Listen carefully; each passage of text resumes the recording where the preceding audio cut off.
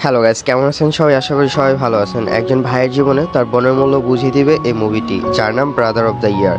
এটি একটি থাইল্যান্ডের মুভি। এই ছেলেটির নাম হচ্ছে সানি। সে লাইফে এনজয় ছাড়া কিছুই বুঝে না। তাই তো পার্টি শেষে তার গার্লফ্রেন্ডকে নিয়ে চলে আসে বাসায়। সানি তার গার্লফ্রেন্ডের সাথে কোয়ালিটি টাইম স্পেন্ড করছিল। আর তখনই সানির ছোট বোন জেনি চলে আসে।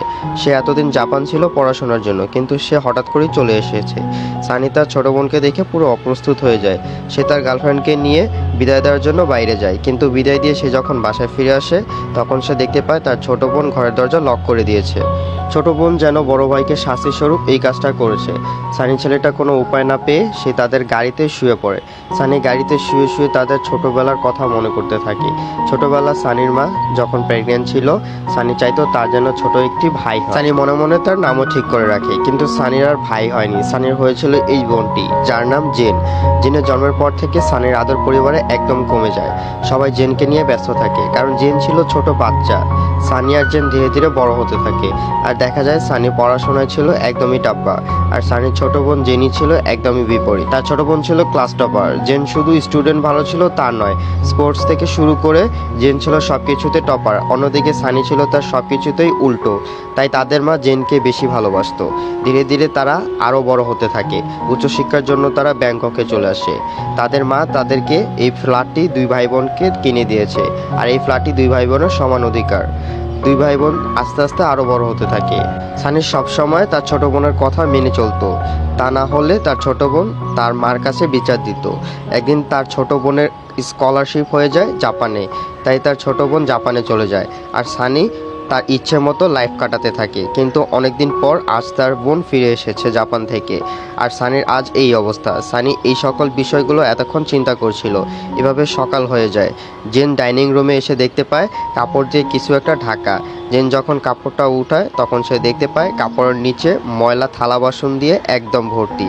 সানি যে কত মাস এগুলো ধোয় না তার কোনো হিসেব নেই। সানি পুরো বাসা এমন করে রেখেছে, এগুলো দেখে জেন জিদে কষ্টে চিৎকার দিয়ে ওঠে। জেনির ছোটবেলার কথা মনে পড়ে। সে ছোটবেলা থেকে চাইতো তার বড় ভাই যেন একজন ভাইয়ের মতো হয়, যে কিনা ছোট বোনকে সবকিছু থেকে প্রোটেক্ট করবে। কিন্তু সানি তো ছোটবেলা থেকে সবকিছুতে তার সাথে ঝগড়াই করতো। এমনকি সানি ফেল করতে করতে ছোট বোনের একই ক্লাসে চলে আসে। তখন জেন এইসব বিষয় নিয়ে অনেক মন খারাপ করতে থাকে। এমনকি জেনের সাথে কোনো ছেলে বন্ধুত্ব করতে আসলে সানি তাকে বাধা দিত। দৃশ্য বর্তমানে চলে আসে। জেন নাস্তা করতে থাকে।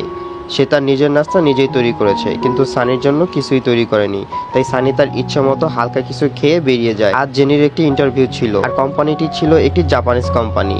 ইন্টারভিউ বোর্ডে মজি নামক একজন জাপানের ছেলে ছিল। জেনকে প্রথম দেখায় তার ভালো লেগে যায়, আর জেনও তাকে পছন্দ করে ফেলে। কিন্তু এই বিষয়গুলো শুধুমাত্র চোখে চোখে হচ্ছিল। যেহেতু জেন অনেক ভালো স্টুডেন্ট ছিল আর সে জাপান থেকে এসেছে, তাই চাকরিটা তার অনেক সহজেই হয়ে যায়। কথায় কথায় মজি জেনকে বেসবল খেলার জন্য আমন্ত্রণ জানায়। বল খেলার সময় জেন প্রথম দুবার আউট হয়ে যায়, কিন্তু তারপরই জেন একটা বল মাঠের বাইরে পাঠিয়ে দেয়। এটা দেখে মজি তো একদম কিন্তু আমরা তো জানি জেন ছোটবেলা থেকে খেলাধুলায় অনেক ভালো ছিল।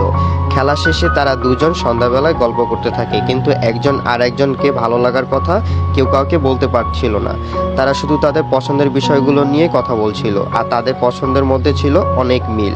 পরের দৃশ্যে আমরা দেখতে পাই সানি তার টিম নিয়ে চলে এসেছে একটি কোম্পানিতে। তারা একটি প্রেজেন্টেশন দিয়েছে যাতে তারা একটি কাজ পায়। এই কোম্পানিটি হচ্ছে সেই কোম্পানি যেখানে তার বোন কাজ করে। সানি তার ফাইলগুলো মজিকে দেখায়, আর তখনই সেখানে তার বোন চলে আসে। এই সময় একজন আরেকজনকে খোঁচা দিয়ে কথা বলছে, এবং সানি যে জেনের বোন এই কথাটি জেন এখানকার সবাইকে বলে দেয়। যাই হোক, সানি প্রেজেন্টেশন দেয়, কিন্তু সানির প্রেজেন্টেশন কোম্পানিদের এতটা ভালো লাগে না। তারপরও তারা সানিকে কাজটি দিয়ে দেয় ঠিকই, কিন্তু তাকে কিছু কারেকশন করতে বলে। পরের দৃশ্যে দেখা যায় জেন আর মজি ঘুরতে বেরিয়েছে। তখন মজি জেনকে প্রশ্ন করে কেন সে তার বোনকে মজির সাথে পরিচয় করিয়ে দিচ্ছে না। কিন্তু আমরা তো বুঝতে পারছি জেন চাচ্ছিল না যে তার ভাইয়ের সাথে মজিকে পরিচয় করিয়ে দেয়। আর তখনই দূর থেকে জেনকে সানি দেখে ফেলে, কিন্তু জেনের সাথে যে কে ছিল সানি সেটা স্পষ্ট দেখতে পায় না। সানি তাড়াতাড়ি সেখান থেকে মজিকে নিয়ে রাস্তা ক্রস করে চলে আসে। বাসায় ফেরার পরে সানি জেনকে অনেক খেপাতে থাকে এই বিষয়টা নিয়ে। তখন জেন সানির এক্স গার্লফ্রেন্ড একটা ফেসবুক পোস্ট বের করে তাকেও খেপাতে থাকে। যেটা করে তার মাকে ফোন দিয়ে তার বোনের সাথে জাপানি ছেলের একটা সম্পর্ক রয়েছে সেটা বলে দেয়। সানি ভেবেছিল এই বিষয়টা নিয়ে তার মা তাকে অনেক ঝাড়াঝাড়ি করবে। সে সানিকে উল্টো বলতে থাকে তার বোনের যোগ্যতা আছে বলে সে এমন একটি জাপানি ছেলেকে খুঁজে বের করতে পেরেছে। সানির আর কিছুই বলার থাকে না। পরের দৃশ্যে আমরা দেখতে পাই সানি এবার ফাইনাল প্রেজেন্টেশন দিতে গিয়েছে। সানি মূলত টিভির বিজ্ঞাপন তৈরি করতে সেই কোম্পানির জন্য একটি টিভির বিজ্ঞাপন তৈরি করেছে, কিন্তু আজ কোম্পানির মূল মালিক ছিল। মূল মালিকের কাছে প্রেজেন্টেশন একদমই পছন্দ হয়নি। সানি যখন ওয়াশরুমে যায় তখন সে রাগে তার ফ্রেন্ডকে বলতে থাকে এই কোম্পানি যদি আমাদের বিজ্ঞাপনটি না নেয় তাহলে এই কোম্পানির প্রতিদ্বন্দ্বী কোম্পানির কাছে আমরা বিজ্ঞাপনটি বিক্রি করে দেব। আর এই কথাটি শুনে ফেলে মজি তখন সানিকে বলে তুমি যে কথাটি বলেছো এটি কোম্পানির পলিসির বাইরে, এটি বেআইনি। তাদের মধ্যে কথা কাটাকাটি হয়। এমন সময় সানি মজিকে বলে তুমি যদি এই কথাটি কাউকে বল তাহলে আমি আমার বোনের সাথে তোমার সম্পর্ক নষ্ট করে দেব। মজি তখন বাধ্য হয়ে সানির কাছে ক্ষমা চায়। আর এই সকল বিষয় কোম্পানির মালিক উপর থেকে দেখছিল। কোম্পানির মালিক মজিকে ডেকে পাঠায়। মজিকে জাপানের ফিরে যাওয়ার জন্য সে মজিকে 1 মাসের সময় দেয়। সন্ধ্যাবেলা মজি জেনকে সব খুলে বলে। জেন যখন সবকিছু জানতে পারে তার এই বিষয়গুলো নিয়ে খুবই কষ্ট হচ্ছিল, কারণ মজি যদি জাপান চলে যায় তার সাথে আর কখনো জেনের দেখা হবে না। মজি জেনকে রিকোয়েস্ট করে শেষবার একটু বেসবল খেলার জন্য। জেন যখন বেসবল খেলার জন্য মাঠে আসে তখন গোলসের মধ্যে থেকে একটা আংটি বের করে মজি জেনকে প্রপোজ করতে থাকে, কিন্তু জেন প্রপোজ অ্যাকসেপ্ট করে না, কারণ সে লং ডিস্টেন্স রিলেশনশিপ একদম বিশ্বাসী না। জেন খুবই বাস্তববাদী একটি মেয়ে। জেনের চোখে পানি চলে আসে। সে বাসায় ফিরে আসে। পরের দিন আমরা দেখতে পাই জেন তার ভাইয়ের কোম্পানিতে নিজেই মেল করেছে, আর সেখানে সে লিখে দিয়েছে যদি তার ভাই সানিকে এই টিম থেকে বাদ দেওয়া হয় তাহলে তারা কোম্পানির লোকদের সাথে অন্য কোম্পানির এগ্রিমেন্ট করবে। আর এই ফলে সানিকে এই টিম থেকে বাদ দেওয়া হয়। অনলাইনে সানির বন্ধুরা সানিকে নিয়ে অনেক খেপাতে থাকে। সানি মন খারাপ করে বাড়ি চলে যায়। তার সাথে তার এক অফিসের কলিং ডিয়ার নামে সেই ফ্রেন্ডটি সে সানির সাথে ড্রিঙ্কস করার জন্য যায়। সানি ড্রিঙ্কস করতে থাকে আর তার কলিংকে বলতে থাকে আমার বোন ছোটবেলা থেকে সব কিছুতে টপার আর আমি সব কিছুতে ডাব্বা। সে লাইফে সাকসেসফুল আর আমি লাইফে আনসাকসেসফুল। ডিয়ার সানিকে জিজ্ঞাসা করে তুমি কি তোমার বোনকে হিংসা করো? সে বলল না, কিন্তু সানি বলে আমার বোন আমাকে সবসময় ছোট করতে চায়। সানি এগুলো বলতে বলতে আর ড্রিঙ্কস করতে করতে ঘুমিয়ে যায়। ডিয়ার সানিকে তার বাসায় পৌঁছে দেয়। জেন সানির কলিংকে ধন্যবাদ দেয় আর সেই সাথে সে সরিও বলে যে তার ভাইয়ের সাথে এই কাজগুলো করার জন্য। জেন তার ভাইকে ঘুম পাড়িয়ে দেয়। পরদিন সকালে সানির যখন ঘুম ভাঙে সে একটি নোটস দেখতে পায়। আজ জেনের চোখের একটি ছোট অপারেশন ছিল। সে রিকোয়েস্ট করে যেন তার বোনকে আনতে যায়। এদিকে জেনের চোখের অপারেশন শেষে বসে আছে। তার ভাই সানির জন্য অপেক্ষা করতে থাকে, কিন্তু সানি এতক্ষণেও আসেনি। আর তখন মজি আসে জেনকে নিতে। তখন তার আগের কাজের জন্য মজির কাছে ক্ষমা চায়। সে মজিকে বুঝিয়ে বলে যে আমি তোমাকে যদি হ্যাঁ বলতাম তোমাকে ছাড়া আমি কখনো থাকতে পারতাম না। তখন মজি জেনকে বলে আমি কোথাও যাচ্ছি না, আমি এই কোম্পানি ছেড়ে দিব, এখানে কোনো একটা ছোটোখাটো চাকরি জোগাড় করে নিব। আমার জীবনের প্রয়োজন তোমাকে জেন, চাকরিকে না। আর জেন এই কথা শুনে মজির প্রপোজাল অ্যাকসেপ্ট করে নেয়। পরদিন জেন মজিকে তার মায়ের কাছে পরিচয় করিয়ে দেয়। তাদের বিয়ের কথা হচ্ছিল আর তখন সেখানে সানিও ছিল। সানি তখন খুব অদ্ভুত বিহেভ করতে থাকে, এমনকি সে জেনকে বিয়ে দেওয়ার জন্য উল্টো মজির কাছেই 10 লক্ষ টাকা পণ দাবি করে, কিন্তু মজি তাতেও রাজি হয়ে যায়। আর মজি জেনকে যে কোনো মূল্যে চায়। আর এটাই সত্যিকারের ভালোবাসা হওয়া উচিত।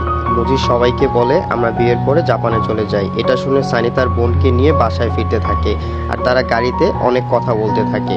সানি জেনকে অনেক কিছু বুঝায়। সানি কোনোভাবেই চাচ্ছিল না তার বোন জাপানে চলে যায়। সানি বাসায় ফিরে তার বোনকে বলতে থাকে জাপানে পড়তে যাওয়া আর জাপানে একেবারে থাকতে যাওয়া দুটো বিষয় এক না। এখানে গেলে তোমাকে সব কাজ একাই করতে হবে।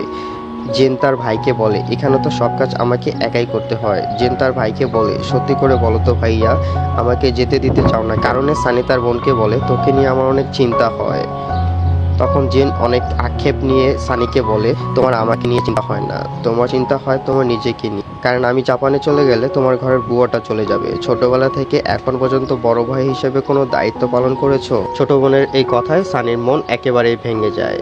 সানি চুপচাপ সেখান থেকে চলে। এদিকে জেনি এবং মজির বিয়ে তোড়জোড় করে চলছিল। অন্যদিকে সানি চিন্তা করতে থাকে ওই দিন মজির মায়ের সাথে যেই ব্যবহার করেছে তার জন্য সরি বলা। সানি তার সেই মেয়ে বান্ধবীর সাথে দেখা করতে চায়, তার খুব কাছাকাছি যাওয়ার চেষ্টা করে। মেয়েটা শুধু তাকে বন্ধুই ভাবতো। এখান থেকেও সানি চলে আসে। পরদিন সানি অফিসে লুকিয়ে ড্রিঙ্কস করছিল আর এটি তার অফিসের বস দেখে ফেলে। সানিকে আগামী মাস থেকে চাকরি থেকে চলে যেতে বলে।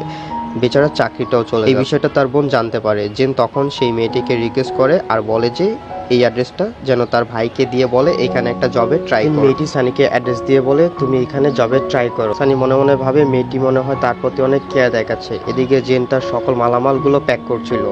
জেন যখন ওপরের একটি রুমে যায় তখন সে ছোটবেলার কথা মনে করতে থাকে। ছোটবেলায় এই রুমেই তারা দুই ভাই বোন একসাথে থাকছিল।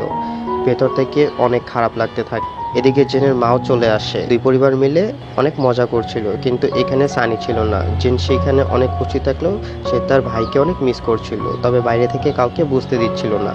এদিকে সানির জবটিও হয়ে যায়। রাতের বেলা সানির কাছে জেন একটা কিছু নিয়ে আসে আর বলে এটা যেন তুমি তোমার হয়ে আমার শাশুড়ি মাকে দাও।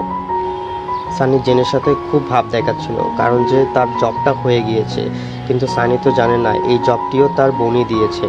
জেন খারাপ ব্যবহারের জন্য তার ভাইয়ের কাছে সরি বলে। এরপর দুই ভাই বোনের সাথে অনেক কথা হয় এবং অনেক গল্প হয়। সে তার ভাইকে বলে আমার ভয় হচ্ছে জাপান যেতে, ওখানে গেলে কি সব ঠিক থাকবে?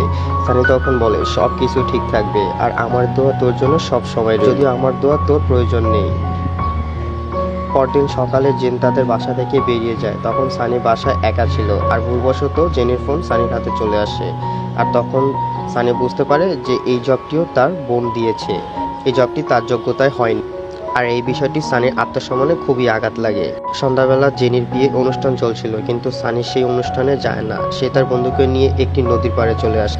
জেনির বিয়ের মূল পর্ব শেষ হয়ে যায়। বাকি থাকে একটি পর্ব, যেটি জাপানি রীতি অনুযায়ী নিজের পরিবারের উদ্দেশ্যে একটি চিঠি পড়ে শোনাতে হয়। জেনি সেই চিঠিটি পড়তে থাকে। জেন প্রথমে তার মা খালাকে ধন্যবাদ দেয় ছোটবেলা থেকে তার জীবনটাকে এত সুন্দর করার জন্য। যখন তার ভাইয়ের কথা আসে তখন জেন প্রথমে কিছুটা চুপ হয়ে আসে, বলতে শুরু করে আমি আমার ভাইকে কতটা ভালোবাসি কখনো তাকে মুখ ফুটে বলতে পারিনি। আজ বিয়ের পরে বুঝতে পারছি আমার জীবনে আমার ভাইয়ের মূল্যটা কতটুকু। আর কখনো হয়তো আমরা দুই ভাই বোন একসাথে থাকতে পারবো না। আমরা যতই ঝগড়া করি না কেন, দিন শেষে ও আমারই ভাই। এদিকে সানি সারা রাত গাড়িতে থাকে। পরদিন সকালে সানির মা সানিকে বলে যে তোর বোন তোর নামে এই পুরো ফ্ল্যাটটা লিখে দিয়ে। সানি তখনই আরও রেগে যায়। সে তার বোনের কাছে গিয়ে বলে প্রথমে জব, তারপর বাড়ি, তুমি এগুলো দিয়ে আমাকে কি প্রমাণ করতে চাচ্ছ? আমি অকর্মা, আমার কোনো যোগ্যতা নেই। হ্যাঁ আমি লুজার, বাট আমি কোনো ভিক্ষুক না। তোমার যদি বড় ভাই হিসেবে পরিচয় দিতে প্রবলেম হয় তাহলে সম্পর্ক রেখো না, কোনো দরকার নেই। এটা বলে সানি সেখান থেকে চলে যায়। আর জেন চুপ করে দাঁড়িয়ে কাঁদতে থাকে, কারণ এমন ব্যবহার সে তার ভাইয়ের কাছ থেকে কখনো আশা করেনি। মজি জেনকে অনেক সান্ত্বনা দেয়। পরদিন জেন তার ভাই সানিকে শেষবারের মতো বিদায় জানায়।